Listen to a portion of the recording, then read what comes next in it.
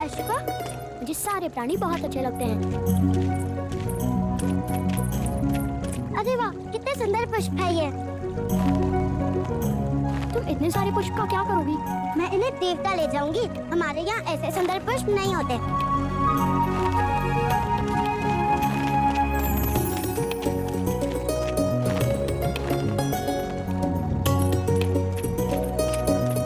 ये लीजिए।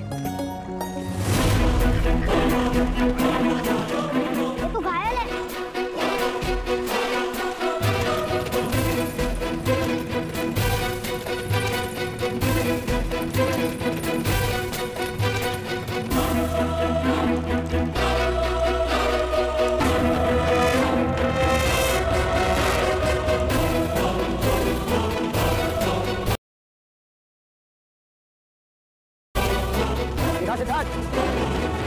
मैंने उड़ते पक्षी को मार गिराया। ले लो, मैं राजा मित्रोदन को दिखाऊंगा। सुना नहीं तुमने? ये मेरा खेत है। इसे मैंने बचाया है। ये पक्षी मेरा है। तुम अपने ज्येष्ठा का अपमान कर रहे हो सिद्धार्थ। मैं अपना कर्तव्य कर रहा हूँ ज्येष्ठा। आपके एक क्षत्रिय गुण है। रक्षा क्षत्रियों का कर्तव्य। यदि तुमने मुझे ये पक्षी नहीं लौटाया तो अच्छा न होगा। नहीं देगा वो आपको। क्या कर लोगे? मैं इसी घड़ी न्याय सभा में जाकर महाराज से याचना करूंगा। हाँ, जाओ। मैं महाराज के आदेश की प्रतीक्षा करूंगा।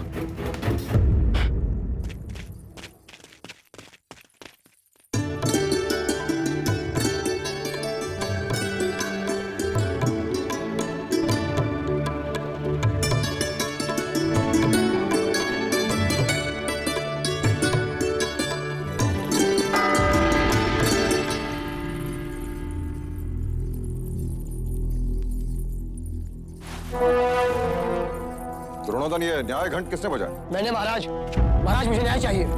देवदत्त, क्या बात है देवदत्त? तुम इतने क्रोधित क्यों हो? आप ही बताइए महाराज। मैंने तीर चलाया, एक पक्षी का आखेट किया, तो उस पर किसका अधिकार हुआ? ये तो उजाले में परछाई जैसी सरल बात हुई। जिसका तीर आखेट उसी का। महाराज, आखेट मैंने किया, पर युवराज सिद्धार्थ ने वो पक्षी मुझसे छीन लिया। मुझे अपना अधिकार चाहिए।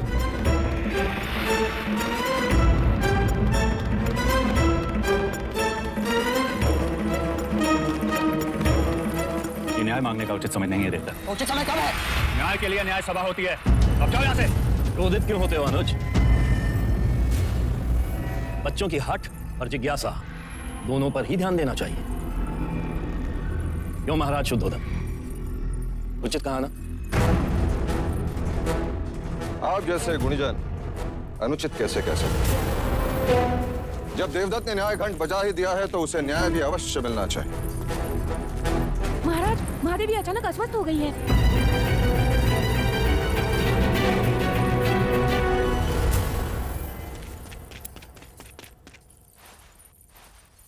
क्या हुआ माँ? आंखें खोलो। क्या हुआ इन्हें? सुबह प्रार्थना करते समय अपना संतुलन खो बैठी और गिर गई। माँ, क्या आपने भी माही जैसे सोमरस पान किया था जो गिर गए?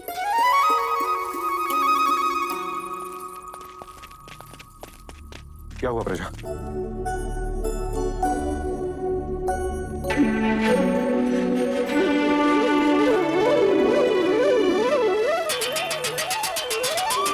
शुभ समाचार है भैया।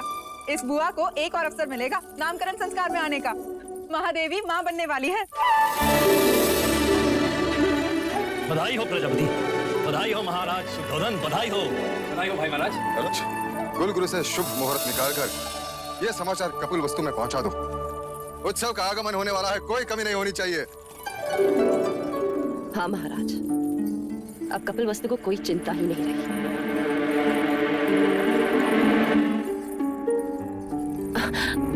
अब यदि असित मुनि की वाणी सत्य भी होती तो भी राजे को भयभीत होने की कोई बात ही नहीं। नया उत्तराधिकारी जो आने वाला है। क्यों महादेवी, है ना?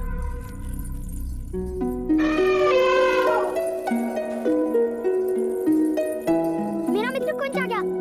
चलिए, मैं आपको उससे मिलवाता हूँ। अरे चलिए अभिनंदन। ना। अरे चलिए।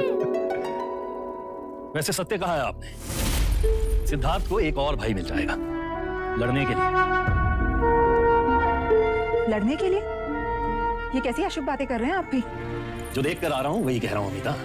कुमार देवदत्त ने आज ही युवराज के विरुद्ध न्याय याचना की है। याचना? हाँ, और कल भरी सभा में उस पर सुनवाई भी होगी।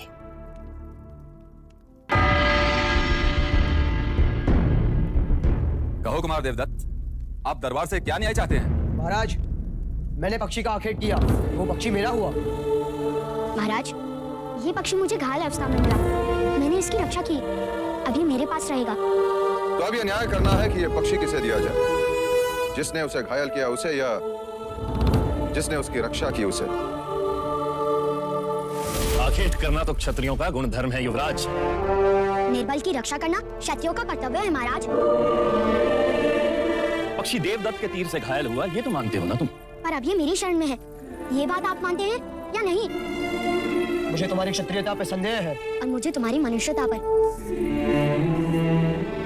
घायल करने से पीड़ा होती है, चित्कार उठता है, और रक्षा करने से स्नेह बढ़ता है। जगत में स्नेह बढ़ना चाहिए या पीड़ा? जिस तरह हर बादल से पानी नहीं बरसता, जिस तरह हर वर्ष खेत में एक सा अनाज नहीं उगता, जिस तरह मनुष्य की पांचों उंगलियां एक सी नहीं होती, उसी तरह आखेट भी हर क्षत्रिय का गुण धर्म नहीं हो सकता। सच्चा क्षत्रिय रक्षक होता है, ऐसा आचार्य कहते हैं। धर्म रक्षा क्षत्रिय धर्म, जीव रक्षा परमो धर्म। अब आप ही न्याय कीजिए। दाद भी मेरे और होड़ भी मेरे।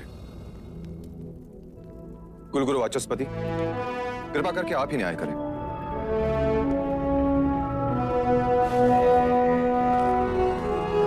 राजन, प्रश्न यह है कि इस पक्षी पर अधिकार किसका है?